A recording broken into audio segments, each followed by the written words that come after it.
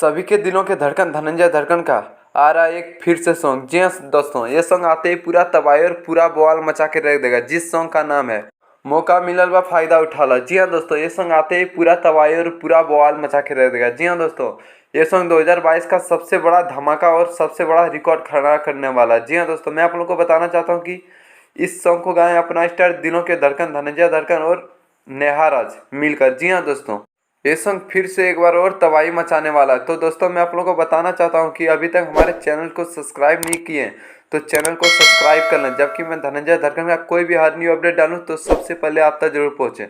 तो चलिए वीडियो को स्टार्ट करते हैं। तो दोस्तों, मैं आप लोगों को बताना चाहता हूँ कि मिलल बा मौका फ़ायदा उठा लो, इस सॉन्ग को गाएं अपना स्टार दिलों के धड़कन धनंजय धड़कन।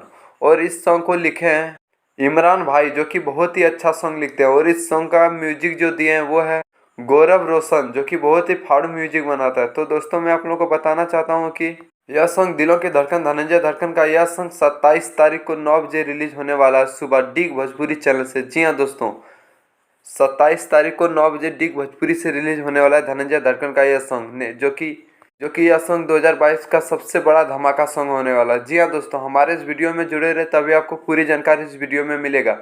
और ब्रांड न्यूज भोजपुरी डीडी को सब्सक्राइब कर लें, जबकि मैं धनंजय धड़कन का कोई भी हर न्यू अपडेट डालूँ तो सबसे पहले आप तक जरूर पहुँचे।